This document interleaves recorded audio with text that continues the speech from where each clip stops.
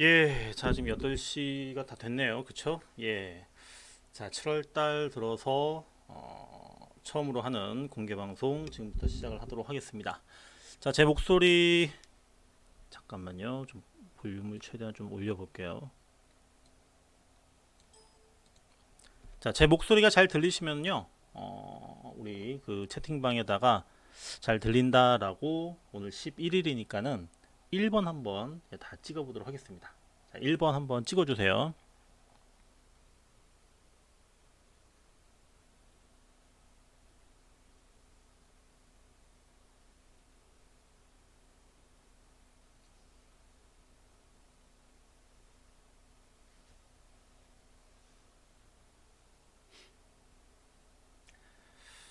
예, 뭐 소리 잘 들리는 것 같네요. 어휴, 오늘 참 더운데 보니까는 뭐 비가 오나요? 예, 비가 오는 곳도 있나 보죠? 어, 지금 아마 일자 계속 올라가고 있는데 예, 비가 옵니까? 지금 바깥에 비가 오면은 뭐라고 할까요? 비가 온다라고 하면은 11자 한번. 예, 지금 바깥에 창문을 보니까는 지금 비가 온다. 그러면은 비 내리는 모양 한번 11자를 한번 써볼게요. 비가 온다. 아까 어떤 분께서 비가 오는데 그래도 음악이 참 잘 어울린다고 하셔가지고 글쎄 제가 있는 지금 여기 수도권은 아직은 비는 안 오거든요. 예, 비가 오는 곳이 있나 보죠. 오늘 더워요. 예, 뭐 하루 종일 에어컨이 없으면은 좀 버티기 힘들 정도로 또 습하고 뭐 제습들 많이들 아마 그 에어컨의 그 기능들 많이 사용하셨을 것 같고요. 제가 있는 그 사무실은 뭐 저번에도 말씀드렸었지만은 여기 중앙 그 냉난방 시스템이어가지고 이제 지금 이제 건물이 거의 없죠. 오늘 뭐 출근하는 사람도 없으니까는 안 틀더라고요. 그래서 여기 일요일 날 오면은 사무실 오면은 그냥 죽음입니다. 예, 그냥 끈적끈적하고 지금 굉장히 지금 습하고 무덥고 한데 그래도 예, 또 우리 회원님들 또 제 목소리 듣고 또 제 방송 기다리셨던 분들 계시니까는 그래서 또 예, 제가 또 지금 이 자리에 있는 것 같아요. 자, 그러면 본격적으로 한번 예, 시작을 좀 해보도록 하겠습니다. 예, 자 그러면은 뭐 요즘에 뭐 시장 상황하고 그다음에 앞으로 자, 시장이 지금 어떻게 될 것인지 요 부분에 대해서 말씀드릴 거고요. 그리고 이제 오늘 제목이 썸머랠리, 썸머랠리라고 제가 이제 그 제목을 적어 놨는데 혹시 썸머랠리가 뭔지 아십니까? 썸머랠리? 우리가 이제 뭐 랠리 이름 많이 들었었잖아요. 12월 달 되면은 무슨 랠리 많이 하죠? 12월 달에 무슨 얘기를 많이 합니까? 무슨 랠리라고 얘기 많이 합니까? 12월 달에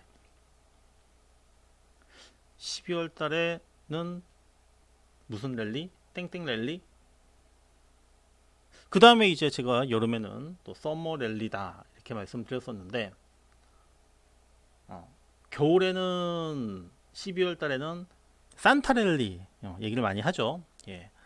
뭐 산타 할아버지가 오셔가지고 뭐 랠리가 나온다. 뭐 산타 할아버지가 진짜 뭐 시장을 갖다가 올리는 건 아니겠지만은 어 그때가 되면은 이제 뭐 여러 가지 뭐 이유들이 있습니다. 여러 가지 이유들이 있는데 뭐 제일 큰 이유 중에 하나는 배당이죠, 배당. 배당을 받기 위해서 주식을 사기 때문에 그래서 이제 산타랠리가 만들어진다 이렇게 얘기를 하는데 그럼 썸머랠리는 뭐냐? 썸머랠리는 뭘까? 썸머랠리는 그 펀드 매니저들이 있죠. 펀드 매니저들이 이제 휴가를 가요. 여름에 이제 휴가를 가는데 자, 휴가를 가기 전에 이 펀드 매니저들이 뭘 하느냐? 주식을 사놓고 주식을 이제 사놓고 휴가를 가기 때문에 그래서 이제 썸머 랠리다라는 이런 얘기를 많이 해요. 이게 바로 이제 썸머 랠리의 그 핵심이다라고 할 수 있는데 그런데 실제로 정말 썸머 랠리가 나타났을까? 나타났을까요? 썸머 랠리가 있었을까요? 있었던 것 같아요. 제가 기억하는 그 여름철, 그러니까 이 시기, 그러니까 7월달, 그 다음에 8월달, 7, 8월달 이 시기가 되면은 우리 이제 주식시장하고 상관없이 7, 8월달 하면은 뭐가 제일 먼저 딱 떠오릅니까? 우리 코로나 빼고. 제가 뭐 휴가 간다고 말씀드렸었지만은 바캉스잖아, 바캉스. 가기 전에, 바캉스 가기 전에 주식을 산다라고 하는데, 그런데 실제 이 시기가 되면은 조용해요, 시장이. 예, 조용합니다. 그러니까 진짜 시장 자체가, 시장이 그냥 휴가를 간 것 같아. 느낌이.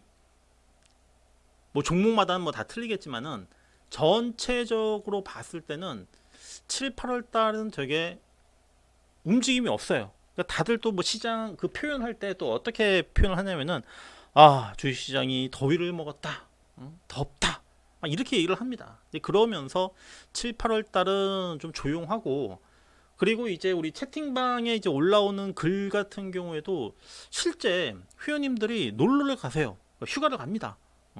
휴가를 가다 보니까는, 그래서 이제 뭐 얘기 나오는 것도 이전보다는 훨씬 더 줄어들고 정말 조용합니다. 그래서 7, 8월 달 여름 하면은 떠오르는 게, 아, 그냥 조용하다라는 거지. 실제 썸머랠리, 그러니까 이건 어떻게 보면은 좀 이론적인 의미에서 뭐 썸머랠리다, 요렇게 이제 보는 부분들이고, 뭐 실제 글쎄요, 뭐 이렇게 좀 쭉 가는 해도 있었겠죠. 해도 있었지만은 제가 그동안 그 주식시장에 몸담았었던 20년이 넘었었던 그 시기 중에서 정말 그 눈에 띄게 또 제가 기억이 남을 만큼 썸머랠리가 셌었던 적은 별로 없었던 것 같아요. 그래서 자, 썸머랠리라고 하는 부분들이 말은 있지만은 우리 뭐 산타랠리도 마찬가지잖아요. 뭐 12월 달 되면은 뭐 크리스마스 전에는 항상 온다? 그게 아니고, 그 썸머랠리라고 하는 부분들은 어떻게 보면 좀 약간 사문화된 그런 용어다라고 좀 생각을 합니다. 하지만 그러나 뭐 주식이라고 하는 부분들은 어떻게 될지는 알 수 없는 부분들이고요. 그렇기 때문에 뭐 썸머랠리라고 하는 부분들이 뭐 당장 내일부터 막 올라간다, 그러면 또 그것을 우리는 또 썸머랠리다 이렇게 또 얘기를 할 수 있는 부분들입니다. 예. 자, 그리고 요즘에 이제 뭐 주시장 뭐 다들 아시겠지만은 많이 힘들고, 짜증나고 답답하고 또 언제 갈까, 굉장히 지금 힘들어하시는 부분들이 있을 텐데, 제 임무, 제 역할이라고 하는 부분들을 다시 한번 오늘 방송하기 전에 여러분들에게 어떻게 좀 방송을 좀 해야 될 것인가, 이 부분을 좀 고민을 많이 했었는데, 제 임무는 그런 것 같아요. 뭐 제가 장중에도 채팅방을 통해서 그때는 이제 글로, 말로가 아니라 글로 여러분들에게 설명을 드리지만은 시장 상황을 얘기를 하면서, 자, 지금 현재 시장이 안 좋지만, 하지만 여러분들 지금 이 조정이라고 하는 부분들은 불가피한 측면도 있고, 그리고 그에 따라서 조정이 들어온다 하더라도 결국에는 또 시장은 올라갈 수 있을 것이다 라고 하는 그런 부분에서 안정을 시키는 게 제 임무이고 제 과제다라는 생각을 했고요. 그래서 오늘도 역시 마찬가지로 이 부분에 좀 포커스를 맞춰서 얘기를 해 드릴 겁니다. 자, 여러분들, 자, 주식은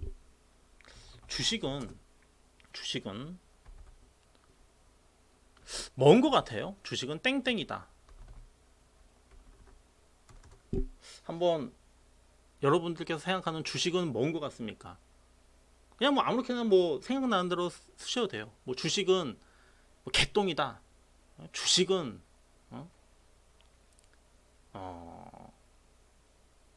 악마이다. 뭐 다 그냥 뭐 쓰셔도 됩니다. 근데 여러분들이 생각하는 주식은 뭔 것 같아요? 희망이다, 게임이다, 인생이다, 변수다, 투자다, 긴장감이다, 희망이다. 뭐 이런 얘기들 많이 좀 나오는 것 같네요. 뭐 인생도 나오고 있고, 놀이이다. 이렇게 좀 말씀을 해주시는데, 뭐 다 맞아요. 다 맞고요. 여러분들 뭐 기회이다. 뭐 이것도 뭐 될 수 있는 거고 한데, 저는 이제 제가 이제 그 한 단어로 정의를 한다라고 하면은 저는 주식은 결국에는 심리다. 심리다.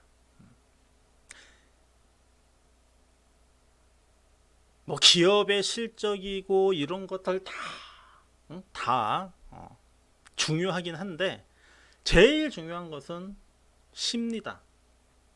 멘탈. 뭐 똑같은 거죠. 멘탈이다, 심리다. 저도 이제 뭐 주식 투자를 과거에 했었었고 하면서 제가 결론을 내렸던 부분들은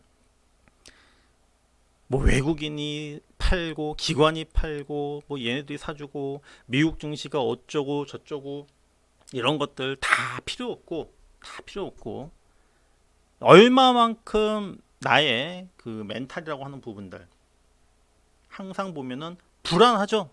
예, 빠지면 불안하고 올라도 걱정이고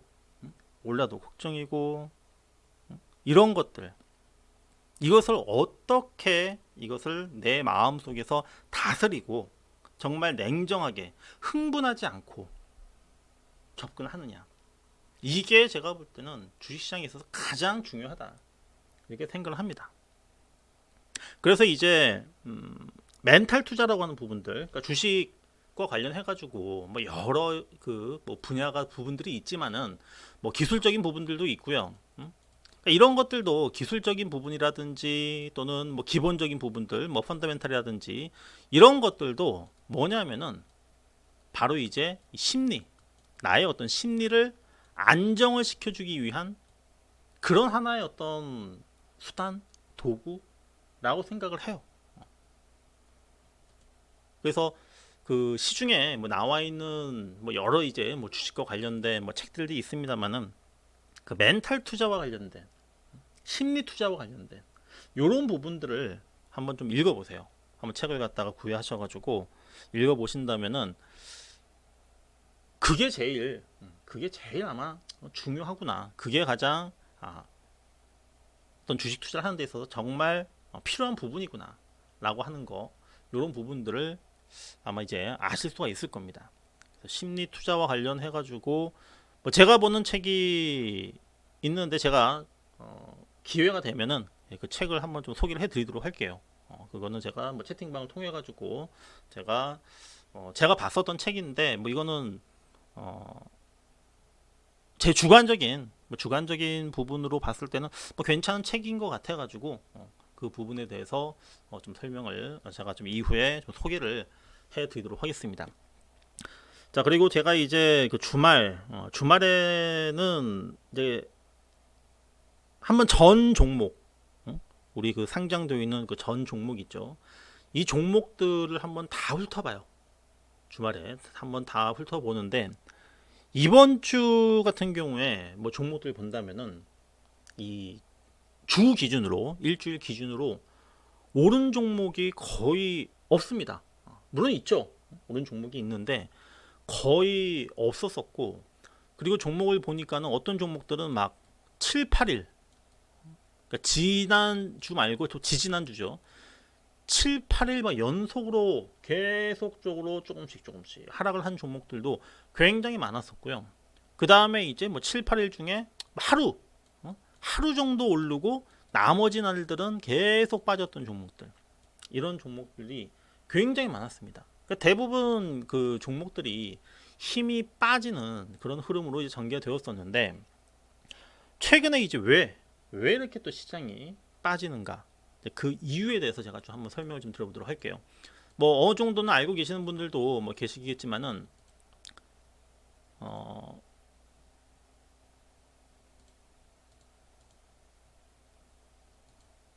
최근 시장 급락 배경해서 첫 번째로 나오는 게 이 글로벌 그 코로나 19, 여기 지금 제가 글씨를 빼먹었네요. 코로나 19 확진자가 전 세계적으로 좀 증가를 하죠. 이게 델타 변이 때문에 뭐 미국이고 영국이고 뭐 우리나라 뭐 일본 뭐 전 세계에 지금 확진자 수가 증가를 합니다. 증가를 하면서 야, 이게 또 이제 또 전 세계적인 그 팬데믹 유행으로 진행이 되는 것이 아니냐라는 이런 우려감들, 이런 것들이 반영되는 부분들이고, 그 다음에 이제 최근에 미국 국채 금리가 많이 하락을 했죠. 미국 국채 금리, 이것도 제가 뭐 조금 이따가 좀 표를 보여드릴 건데, 국채 금리가 이제 좀 하락을 하다 보니까는 전에는 어땠었습니까? 이 국채 금리 막 올라간다라고 해가지고 이것 때문에 또 막 시장이 난리를 폈던 게 불과 몇 달 전이었었어요. 뭐 지난 3월달, 4월달 이때 그 미국의 그 10년물 국채 금리죠. 뭐 1.7%포인트까지 막 올라갔었다가 최근에 이제 그때 올라갈 때는 올라간다라고 막 시장이 또 빠지고, 또 최근에는 빠지니까는 야, 이게 빠지는 게 지금 이제 경기가 좀 안 좋아지니까, 아니면은 지금 주시장이 지금 안 좋으니까 지금 이제 그 채권 쪽으로 그 수요가 몰리는 게 아니냐, 이러한 또 우려감들. 그 금리가 그 채권의 가격 있죠. 뭐 이거는 이제 기본인데, 채권의 가격하고 금리 있죠. 금리는 반비례합니다. 반비례. 이 얘기는 뭐냐면은 금리가 내려가면 채권 가격은 올라갑니다. 반대로 금리가 올라가면 채권 가격이 떨어지는 거죠. 자, 그럼 금리가 내려간다는 얘기는 채권 가격이 올라간다는 얘기인데, 최근에 올라가는 이유가 채권은 그래도 안전하니까. 특히 이제 국채 같은 경우에는 뭐 제일 안전한 거죠. 제일 안전한 자산이죠. 그러니까 지금 요즘에 뭐 주식시장은 위험 자산인데 이게 지금 안 좋으니까는 이쪽으로 지금 현재 수요가 몰려서 금리가 좀 내려간 게 아니냐. 요런 위기의식 때문에, 요것 때문에 이제 시장이 최근 조정을 받았고, 그 다음에 이제 우리나라 같은 경우에는 지금 수도권이 지금 4단계로 내일부터인데, 뭐 어제부터는 그 이제 뭐 식당이라든지 이렇게 모이는 부분들, 지금 이제 그 사회적 거리두기 이제 모이는 부분에 있어가지고 3인 이상은 이제 못 모이게. 그래서 이제 6시 이후에는 2명만 모여야 되는데, 자, 이거는 뭐 사실상 지금 그 락다운 아니냐, 지금 뭐 통금 아니냐, 통행금지 아니냐, 뭐 이렇게 이제 그 얘기가 나와주면서 이게 이제 우리 국내 시장 하락에 좀 직접적인 좀 배경이 되고 있습니다. 그럼 여기에서 이제 지금 그 뭐 얘기가 나왔지만은, 자, 코로나예요. 지금 현재 코로나. 이 코로나라고 하는 부분들. 지금 델타 변이라고 하는 부분이 분명히 다들 걱정들 하시고, 실제 걱정들 하시고, 또 이거 2주 동안 또 이거 4단계, 그래서 지금 뭐 자영업 하시는 분들, 이 소상공인 분들 너무나도 좀 힘들고 한데, 정말 이게 또 어떤 큰 위기로서 시장에 악영향을 미칠 것인가? 이 부분을 우리가 좀 다시 한번 좀 그 되짚어보고, 그리고 앞으로 이제 주식시장이 어떻게 이제 진행이 될 것인가, 이것을 이제 봐야 되는 부분들인데, 자, 물론 지금 현재 신규 확진자가 좀 증가를 합니다. 증가를 하는 부분들. 자, 지금 그 굵은 선 있죠. 이 굵은 선은 이동 평균선이에요. 7일 이동 평균선이라고 하는데, 자, 지난 그 연말에 신규 확진자 수가 확 증가를 했고, 그 다음에 또 지난 3, 4월 달에 확 증가했지만은, 그러면서 이제 그 백신 접종의 효과로 인해 가지고 확진자 수가 확 줄어들었다가 최근에 이제 다시 또 이제 증가를 합니다. 실제 지금 그 이동 평균선을 보시면은 줄다가 좀 최근 들어서 6월달, 7월달 들어서 이렇게 지금 증가하려고 하는 이런 이제 그 부분들이 이제 확인이 되고 있어요. 확진자가 증가하는 것은 맞습니다. 확진자 증가하는 건 맞는데, 그런데 변화가 없는 부분이 있죠. 어떤 부분이 변화가 없느냐? 뭐가 변화가 없습니까? 바로 사망자. 사망자라고 하는 부분들은 지금 그렇게 확 증가를 하지 않아요. 사망자는 급증하지 않고 있다. 지금 이동평균선을 보시면 얘는 계속 현재 내려갑니다. 확진자는 증가를 하는데 사망자는 증가를 하지 않는다. 이거는 이제 그 우리가 많이 그 예를 들고 있는 영국에서도 마찬가지인데, 영국에서도 이제 지금 보시면은 확진자 수가 이렇게 확 증가를 했어요. 그럼 여기에 맞춰가지고 작년 같은 경우에는 사망자가 거의 같이 이렇게 급증을 했었었죠. 그 다음에 확진자 쭉 줄면서 사망자도 확 줄어들었는데, 이번 같은 경우에는 뭐 이건 뭐 다들 아실 겁니다. 뭐 뉴스를 통해서 많이 보셨으니까. 지금 현재 사망자는 큰 변화가 없어요. 큰 변화가 지금 현재 없습니다. 중증 환자도 역시 마찬가지로 지금 현재 환자 수는 안정적인 지금 현재 흐름을 보여주고 있는 지금 이런 부분들인데, 결국에는 지금 이 코로나라고, 지금 코로나 그 델타 변이라고 하는 부분들이 말씀드렸던 대로 심리적인 부분에 있어서는 지금 굉장히 지금 압박을 주고 있지만은, 실제였던 그 사망자가 이제 증가하지 않고 있는 부분들은 작년과 좀 비교를 했을 때는 확실히 지금 틀리다라고 하는 그런 부분들이고요. 그래서 이 부분에 대해서 지금 우리 시장, 그다음에 최근에 글로벌 증시도 좀 주춤거리고 그랬었지만은, 그러나 별거 아니다라고 하는 요 부분들이, 이게 제가 볼 때는 맞다라는 생각을 합니다. 그래서 지금 주말에 다행히도 뉴욕 증시가 반등을 줬어요. 뉴욕 증시 좀 반등 그 나왔었던 지금 그 뉴스를 한번 좀 본다면은,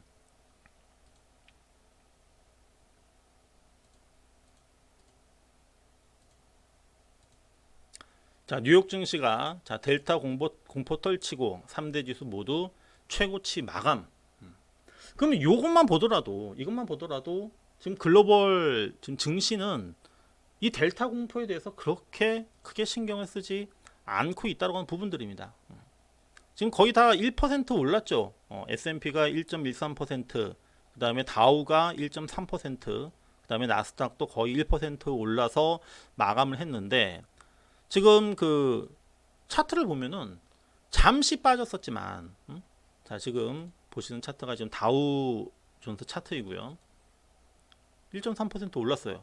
그러니까 종가 기준으로 따지면은 최고치를 기록했다는 얘기입니다. 나스닥도 마찬가지고 종가 기준으로, S&P 500도 역시 마찬가지로 좀 신고가 좀 흐름 나왔었고, 지금 그 빠졌었던 최근에 이제 이 미국 증시랑 그리고 아시아 증시 흐름은 좀 틀리긴 해요.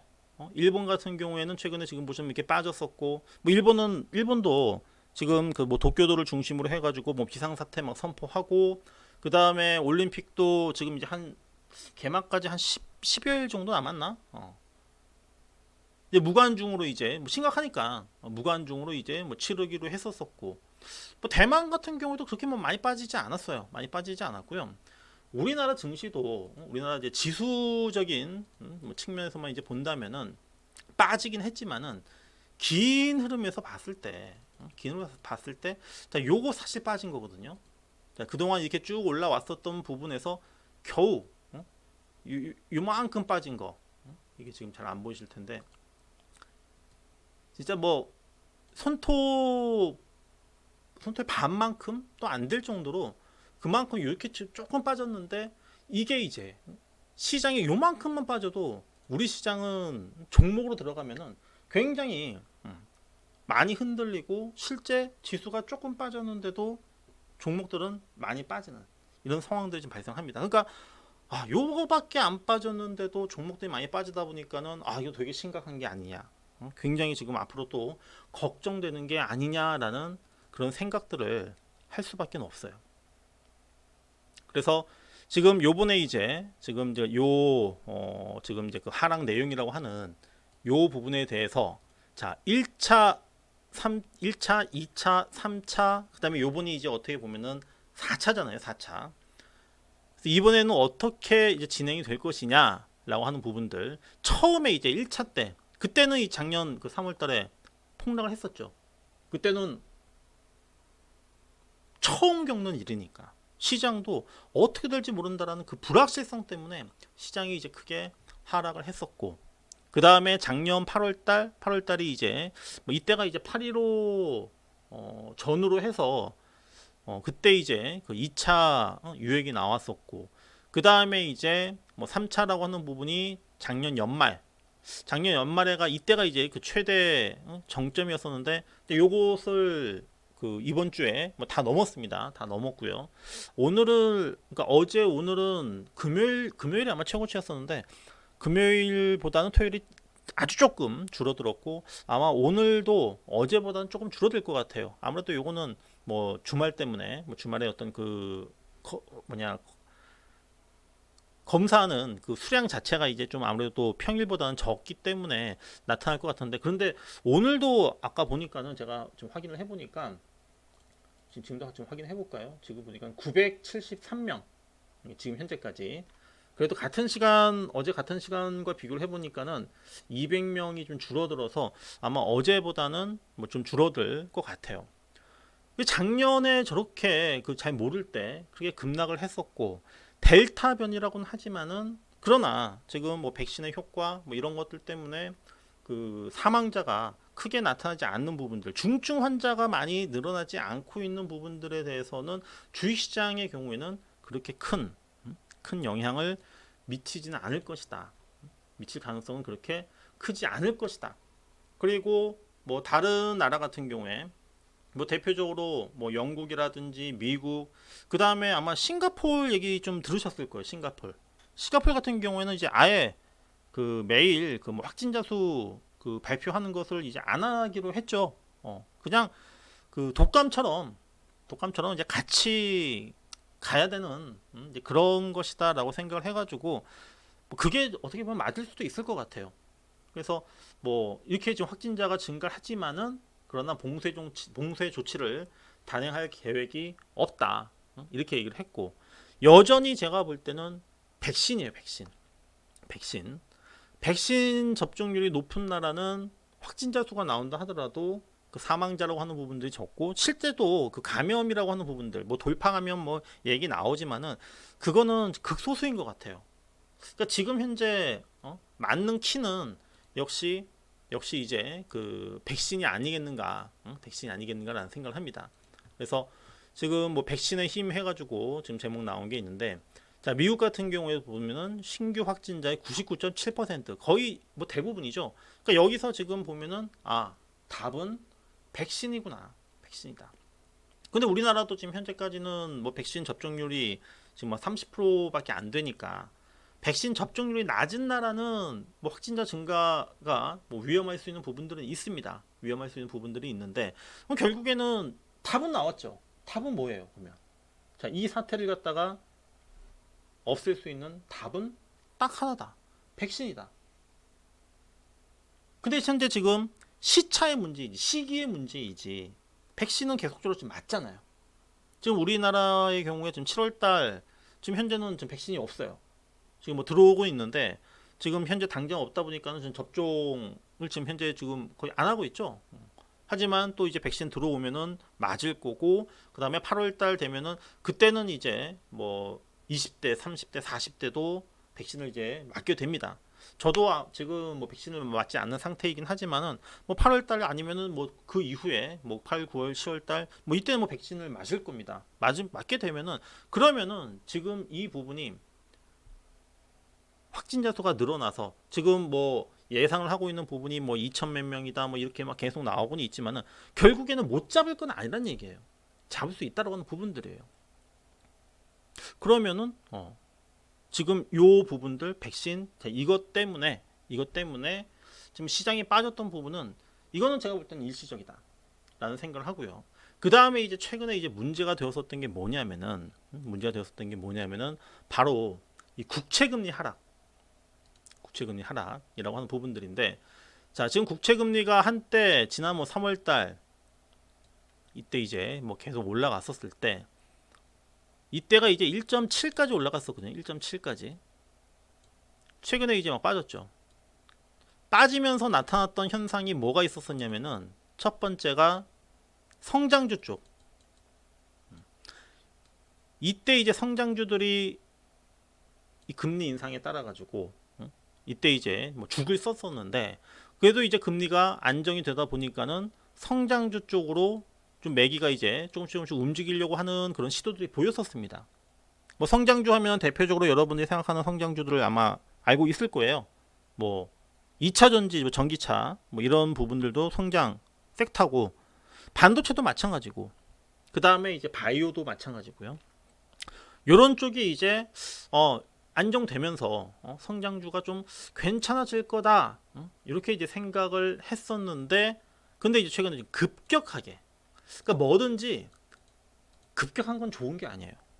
올라도 너무 급격하게 오르는 건 안 좋고 빠져도 너무 급격하게 빠지는 건 안 좋고 이렇게 이제 급격하게 빠지다 보니까는 어떠한 얘기들이 나오냐면은 아까도 지금 제가 말씀드렸었지만은 안전자산으로 지금 그 선호한다 이러한 어떤 시각으로 나오고 있는 부분들인데 그런데 자 이 부분은 그 영향이라고 하는 부분들 금리가 이제 하락했었던 이 부분의 그 이유는 원인은 그 연준에서 이제 그 일시적으로 이제 그 물가까지 막 상승한다 요런 어떤 그 뷰를 좀 받아들인 영향이 좀 큰 그런 부분들이고 또 그 미국 정부의 어떤 부채 한도 협상 이게 이번 달 말에 이제 그 종료를 해요.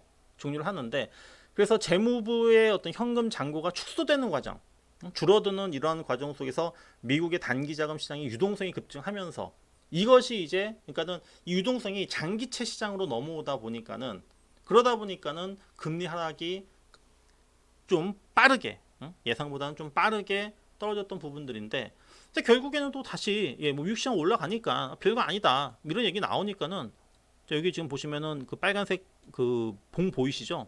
다시 올랐어요. 1.36까지 지금 올라왔었던 부분들이기 때문에 경기가 침체한다? 우리가 이제 뭐 별 얘기 다 나와요. 뭐 더블딥. 이 더블딥이라고 하는 부분이 뭐냐면은 경기가 이제 안 좋았었다가 이제 어느 정도 회복을 하려고 하는데 다시 경기가 안 좋아진다. 이걸 갖다가 우리가 더블딥이라고 합니다. 더블딥. 이런 용어가 이제 막 나오기 시작하는 거예요. 그러면서 이제 뭐 국채금리도 뭐 하락을 하고 했었지만은 자 과연 정말 이게 더블딥 경기가 이렇게 지금 재차 안 좋아질까? 안 좋아질 만한 이유가 있을까요? 결국에는 지금 현재 정상화되어가는 이런 과정 속에서 일시적으로 그러니까 델타 변이도 이것도 제가 볼 때는 일시적이고 작년에 그렇게 막 사망자 막 급증하고 뭐 얼마 전에 막 인도에서 막 사망자 수 막 하루에 막 몇천 명씩 막 나오고 그랬던 상황과 비교를 해본다면 저는 지금 현재 이 부분에 있어서는 그렇게 크게 우려할 만한 상황들이 아니다. 그 다음에 또 우리나라로 이제 국한에서 자 지금 4차 대유행 그래서 이제 4단계로 이제 격상을 했죠. 그럼 이게 지금 격상을 해가지고 정말 우리가 그동안 뭐 1차, 2차 할 때마다 그때마다 적절하게 이런 어떤 조치를 취하면서 결국에는 다시 제자리로 다 돌아왔어요. 신규 확진자가 증가하면은 그러면 또 방역을 강화하죠. 방역을 강화하고 그러면서 이제 신규 확진자가 또 다시 감소가 되고 그러면서 또 다시 이제 경기가 또 뭐 그 내수 경기를 얘기하겠죠. 또 뭐 개선될 수 있을 것이다. 그러다가 또 방역도 이제 완화 또 이런 얘기 나오면서 이게 지금 계속 지금 반복되는 이런 좀 패턴으로 좀 가고 있는 부분들인데 결국에 이번에 역시 또 마찬가지로 이번도 마찬가지로 시간이 지나면서 그다음에 시간이 지나면서 또 바뀔 수 있는 부분은 뭐가 있습니까? 이전과는 또 다르게 1차, 2차, 3차와는 다르게 시간이 지나면서는 뭐가 바뀌느냐? 바로 백신 접종률이 증가를 하게 되겠죠. 그러면서 코로나 감염률, 그 다음에 치명률 이런 부분들은 결국에는 낮아질 수밖에 없기 때문에 그래서 지금 단기적으로 봤을 때 이번 사태가 어떤 그 이번 사태 때문에 시장이 조정을 받았다가 아니라 시장이 한번 조정이 들어올 수 있는 그런 자리에서 뭔가 어떻게 보면은 울고 싶은데 누가 뺨을 때려준 거예요. 한번 조정이 들어와야 되는데 뭘 어떤 핑계를 가지고 한번 조정이 들어오긴 해야 되는데 그 위치에서 바로 이제 이번 사태가 그 4차 그 이게 언제였어요? 목요일 날인가 수요일 날인가 갑자기 그 장 끝나고 나서 10시 이후에 막 1000명이 넘어가면서부터 여기서부터 이제 그 델타 변이에 대한 그 확산이 막 시작됐단 말이에요. 이런 부분들은 어떻게 보면은 조정이 들어올 시점에서 핑계를 찾으려고 할 때 그 핑계가 딱 맞아 떨어져서 이게 진행이 되었다. 이렇게 좀 봐야 됩니다. 만약에 정말 위험자산, 난 위험자산이 싫어, 안전자산으로 가겠다, 자금의 어떤 흐름들 이렇게 되었을 때 그러면 대표적인 안전자산 지표나 어떤 그 뭐 상품이 되겠죠. 이게 올라가겠죠. 여러분들이 생각하는 가장 안전한 자산, 뭐 안전한 자산이 뭐 많이 있습니다만은 뭐가 있을까요? 안전자산. 뭐 금도 있겠고, 뭐 여러 가지가 있죠. 안전자산. 뭐가 있습니까? 안전자산. 대표적인 안전자산. 여러분들이 생각하는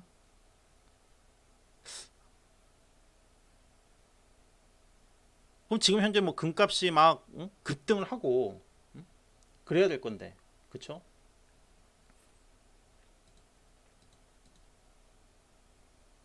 맞아요. 달러요, 달러.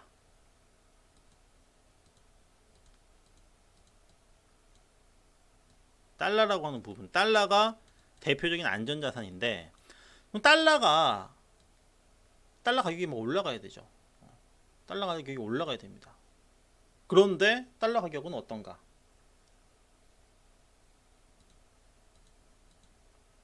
사실 국채도 안전한 건 아니에요. 국채도 안전하진 않습니다. 아니, 나라가 망하면 예. 근데 이제 뭐 미국 같은 나라가 망할 일은 없겠고, 근데 이제 저쪽에 어디 뭐 남미라든지 막 이런 데 있잖아요. 뭐 이런 데 국채는 사실 위험해요. 위험한데 그래서 지금 이 달러라고 하는 부분들, 자 이게 이제 그 달러 지표인데 이게 우리가 달러 인덱스로 갑니다. 달러 인덱스라고 해가지고 이거는 뭐냐면은 이제 전 세계 통화 있죠. 통화, 전 세계 통화, 이제 주요 통화, 이제 우리나라 원화는 빼고 뭐 주요 통화라고 한다면은 뭐 대표적으로 뭐 유로화, 뭐 엔화, 그다음에 영국의 뭐 파운드화, 그다음에 뭐 스위스 뭐 프랑 뭐 해가지고 이제 그 몇 개 주요한 그 통화 대비했을 때 달러가 지금 현재 강세를 보이느냐 또는 약세를 보이느냐 그 지표를 나타내는 게 바로 인덱스 지표예요. 그래서 인덱스에 이제 포함되는 이제 상대 통화는 이제 방금 말씀드렸었지만은 유로 있죠. 이 유로가 이제 비중이 제일 커요. 유로 비중이 제일 크고 그래서 이제 이렇게 비교를 해봤을 때 달러가 이제 급속하게 지금 급등을 해야 되는데 아니에요. 근데 달러는 지금 현재 안정적인 흐름을 보이고 있다. 그러니까 지금 현재 그 안전자산 선호라고 하는 부분이 그렇게 크게 지금 현재 나타나지 않고 있다. 그리고 이제 요즘에 그 우리나라 이제 원달러 환율 있죠. 원달러 환율. 자, 원달러 환율이 올라갑니다. 원화가 이제 약세를 보이는 거죠. 원화가 약세를 보인다. 이 부분은 아무래도 이제 신흥국, 우리나라는 신흥국이에요. 뭐 최근에 뭐 선진국으로 뭐 몇십 년 만에 올라갔네 하지만은 아직도 우리나라는 신흥국입니다. 신흥국. 그러니까 신흥국 통화를 같은 경우에는 아무래도 접종률이 낮아요. 접종률이 낮다 보니까는 아무래도 좀 위험하다. 니네 나라 통화는 위험하다. 그래서 이제 이 약세였던 흐름들을 보이고 있는데 그래서 최근에 지금 이 원달러 환율이 급등했죠. 1140원을 돌파를 했습니다. 지금 여기 보시면은 이 파란색 있죠. 이 파란색이 이제 원달러 환율이에요. 환율인데 자, 환율이 이제 올해 들어서 이제 최근에 최고치를 넘어갔어요. 이게 이제 바로 신흥국 통화. 있던 그 약세 흐름하고 같이 맞물려 가지고 이렇게 이제 올라갔던 부분들인데, 실제 환율은 올라갔지만은 이 변동성이라는 부분이 있습니다. 환율 변동성, 이제 이것도 그 변동성을 나타내는 그 지표, 이 수치를 이제 계산하는 부분들이 있는데, 자 이거는 뭐 제가 그 수학 공식을 갖다가 여러분들한테 뭐 설명을 드릴 필요는 없을 것 같고, 뭐 저도 사실 그건 잘 몰라요. 하지만 자 이 변동성, 이 변동성이라는 부분들은 아직은 뭐 최근에 뭐 약간 급증하긴 했지만은 여전히 보면은 굉장히 낮은 지금 현재 수준에 있기 때문에 그렇게 지금 이 환율에 대해서 걱정할 필요는 없다. 그러니까 환율이 지금 막 올라가다 보니까 이것 때문에 이제 뭐 외국인들이 지금 그 국내 시장에서 뭐 매도를 하고 이런 부분으로 이제 좀 진행이 지금 되고 있어요. 그래서 지금 뭐 코로나 이 재확산, 이 우려감 때문에 우리 국내에서 대부분, 거의 대부분 이번에 이제 그뭐 4단계 결정하고 4단계로 이제 그 거리두기 이제 그 단계를 갖다가 상향 조정하고, 그 다음에 뭐 최근에 이제 막 그 확진자 수 이제 막 1200명 1300명 이렇게 이제 급증을 하다 보니까는 언택트 관련 종목군들이 이제 최근에 뭐 많이 올랐습니다. 뭐 대표적으로 이제 뭐 진단 키트라든지, 그리고 또 뭐 재택근무 관련주라든지, 또는 뭐 온라인 교육이라든지 등등등등 해가지고 이들 종목들이 올라가는 반면에 다른 이제 그 다른 종목들에 있어서 꼭 컨택트만이 아니라, 그러니까 이 부분에 있어서는 언택트를 제외한 거의 대부분의 이 업종들이 다 이제 빠졌어요. 그러니까 뭐 반도체고 뭐 OLED고 전기차고 뭐 이것을 뭐 그나마 좀 전기차 쪽이 뭐 최근에 뭐 상대적으로 뭐 선방했다, 뭐 견조했다 이렇게 볼 수는 있겠지만은, 그러나 이거는 뭐 특정 업종의 문제가 아니라 그냥 대부분의 업종이 이 코로나 재확산 때문에 타격을 받다 보니까는 뭐 종목들 뭐 다들 그냥 빠졌죠. 이번 주 뭐 중반부터 후반, 이번 주 주초까지만 하더라도 좀 뭔가가 좀 될 것 같았었던, 시장이 그래도 좀 괜찮을 것 같다라고 했었는데, 갑자기 이제 그 장 끝나고 나서 뭐 오후 6시 그때가 수요일이었나 목요일이나 지금 감감을 한데, 이때 이제 막 그때부터 이제 갑자기 좀 이슈가 되면서 시장이 빠졌던 부분들입니다.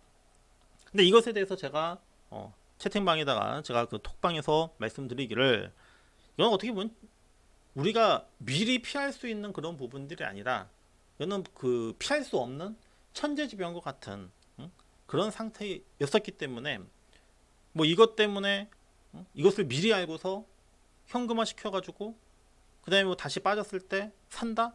이거는 제가 볼 때는 거의 불가능하다 이렇게 생각을 하고요.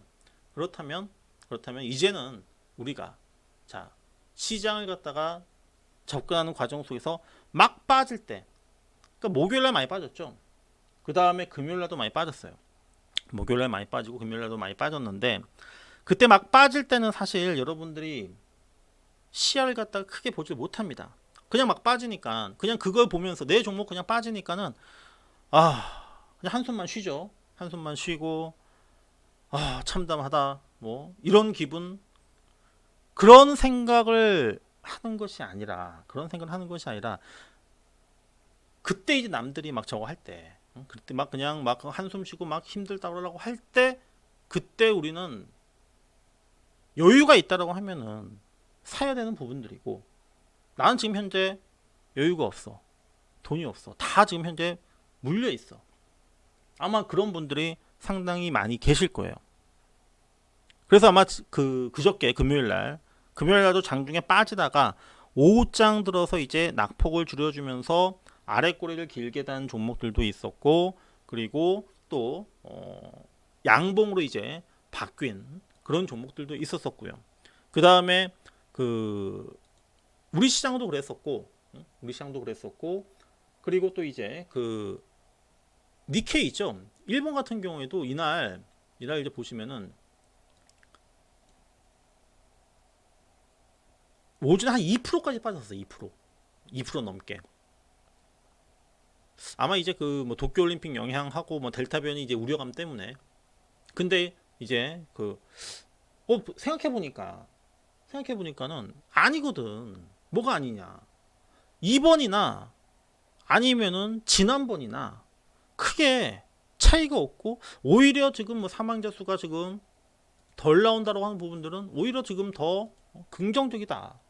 그리고 아마 향후에도, 이후에도 아마 이런 상황들이 만약에 또 발생한다 하더라도 이제는 학습 효과, 그 다음에 이제 내성이라고 하는 부분들, 그리고 이제 실제 백신 접종률이 높아지게 되면은 지금과 같은 지금 뭐 변이가 나타난다 하더라도, 지금 뭐 델타, 뭐 알파, 베타, 델타 뭐 해가지고 뭐 나중에는 이제 뭐 오메가까지 뭐 이렇게 뭐 나올 수 있다는 얘기를 하잖아요. 그 변이라고 하는 부분들이. 근데 그렇게 나온다 하더라도 백신의 어떤 그 효과, 그 다음에 또 거기에 맞춰서 또 그 계속적으로 그 방어할 수 있는 그런 백신 부분들이 계속적으로 개발이 되기 때문에, 이거는 이것 때문에 다시 작년 3월과 같은 이런 사태가 발생한다, 이 생각 자체를 갖다가 그냥 제가 볼 때는 아예 그냥 머릿속에서 지워버리고 제외하고 그렇게 가야 하는 게 맞습니다. 근데 당장에 이제 막 빠질 때 그 빠지는 거에만 그냥 거기에만 몰두를 해가지고 아유 죽겠네 그럴 필요가 없다라는 거예요. 시장 내에서 최근에 빠지면서 뭐가 가장 많이 빠졌나요? 이번에 그 시장 빠질 때 어디가 제일 많이 좀 타격을 받은 것 같아요? 다 빠졌지만 뭐 반도체도 빠지고 뭐 안 빠진 데 없어요. 다 빠졌어요. 뭐가 가장 뭐가 가장 많이 빠졌는가?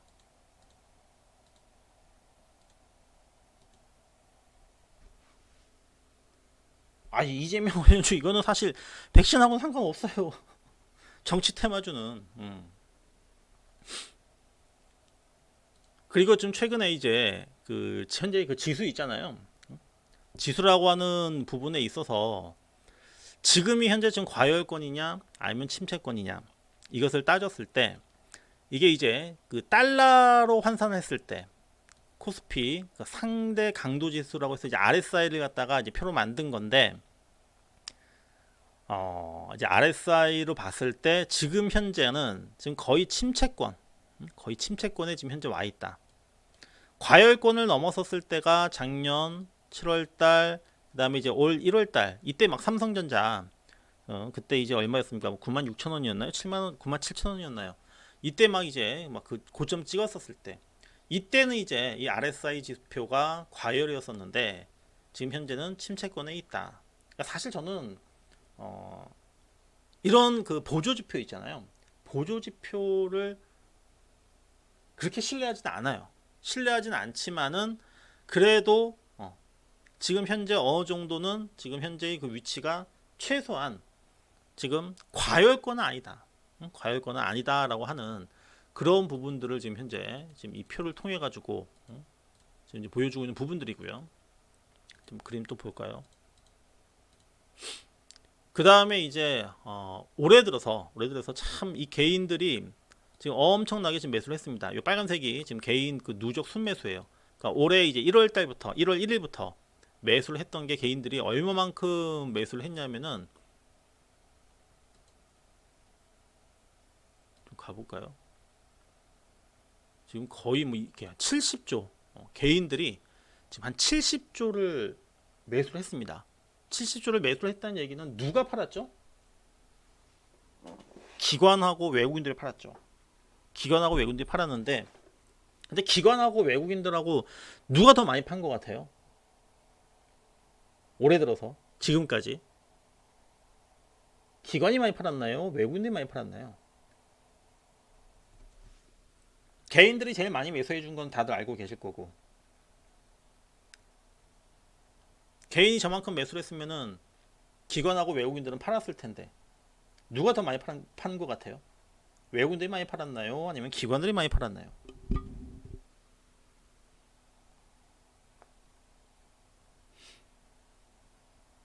뭐 외국인이 팔았다라고 하는 분들도 계시고 뭐 기관들이 팔았다라고 하시는 분들도 계시는데, 예, 기관이 외국인들보다 2배 이상을 팔았어요. 기관들이. 그래서 우리가 기관들을 뭐라고 얘기합니까? 우리가 이제 생각해 보면은 외국인들이 지금 엄청나게 팔아서, 물론 외국인들이 많이 팔았어요. 많이 팔았는데 실제 지금 더 많이 판 거는 기관들이 팔았거든요. 기관들. 예. 그래서 우리는 기관을 개관이라고 하죠. 개관. 멍멍이 관. 개관. 기관들이 아니라는 거예요. 그 외국인들이 파는 거,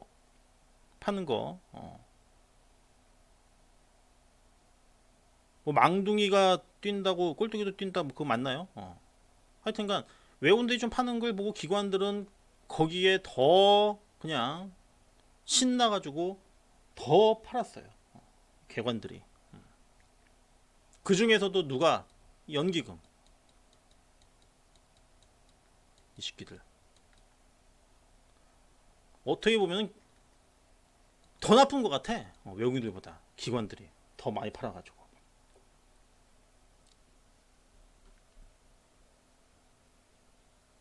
개인들이 이렇게 많이 샀다라고 하는 부분들은 사실 걱정이 되죠. 걱정이 돼요. 개인들이 너무 많이 샀다. 기관들이, 외국인들이 계속 많이 팔았다. 근데 얘들이 뭐 팔고는 있지만은 반대로 생각을 하면은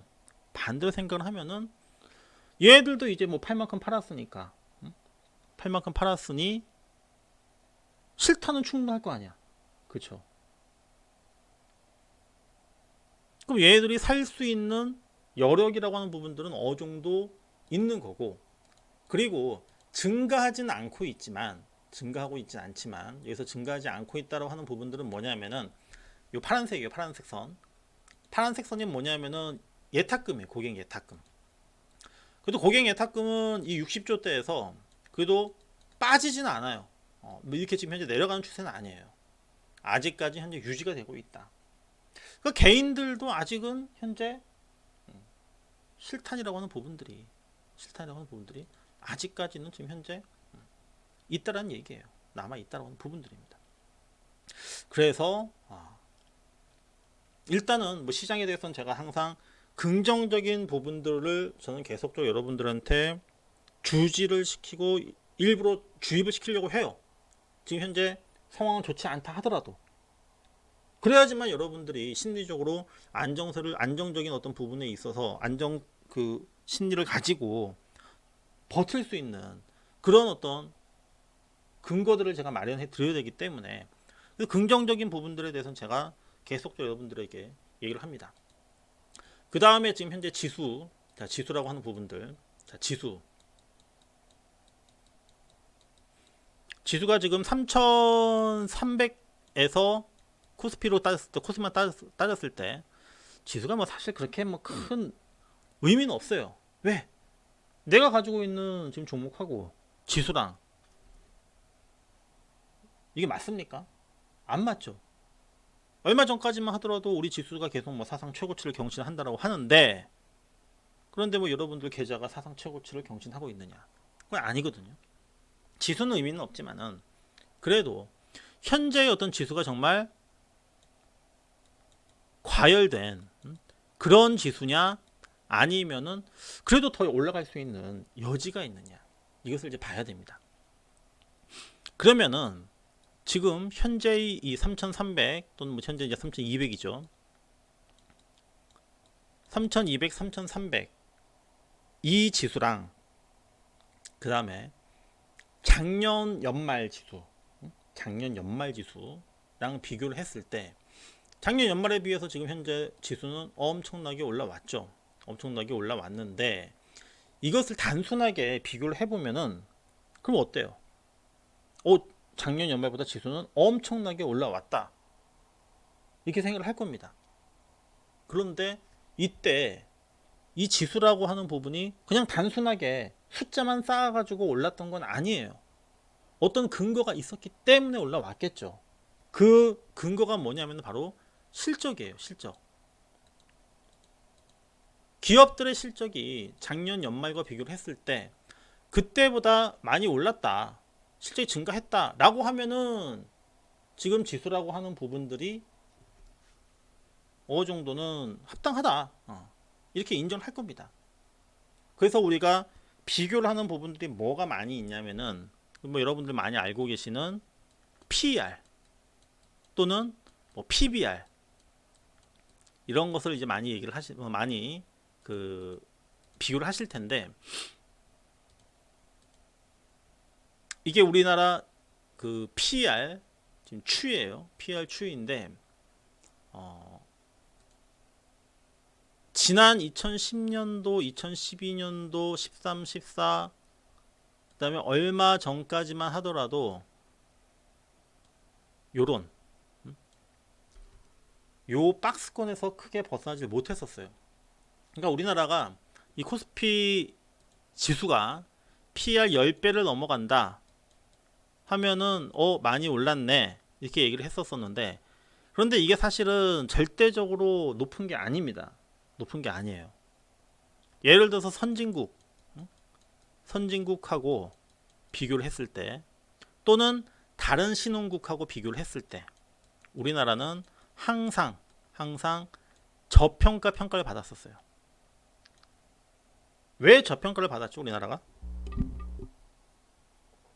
다른 선진국은 선진국이니까 거기에 비해서는 뭐 당연히 덜 평가를 받아야 되는 부분들은 맞겠고, 그런데 다른 신흥국 뭐 예를 들면 뭐 홍콩이라든지 싱가포르라든지 대만이라든지 또는 여타 다른 신흥국과 비교를 했을 때 우리나라는 항상 걔네들보다 PER이라고 하는 부분들이 몇 배 항상 적습니다. 왜 적을까요? 왜 적었을까요? 그런데 지금도 적어요. 올라오긴 했는데 왜 우리나라는 다른 나라보다 저평가 받을까?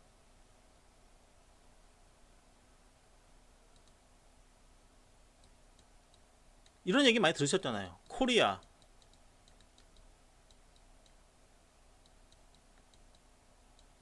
디스카운트 얘기 들어보셨죠? 코리아 디스카운트. 우리나라는 항상 저평가되는 부분. 그렇죠. 그래서 이제 북한 리스크라고 하는, 북한, 우리는 분단 국가.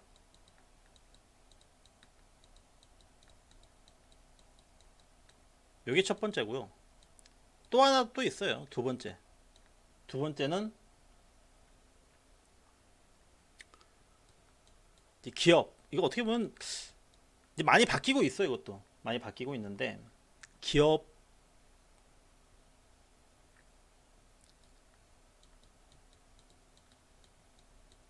리스크. 여기서 기업 리스크라고 하는 부분들은 이제 그 지배 구조. 그 지배 구조가 참 투명하지 못하고, 그러니까 뭐 삼성만 하더라도 그렇잖아요. 그러니까 삼성전자 지분 사실 지금 현재 뭐 이재용이라든지 지분이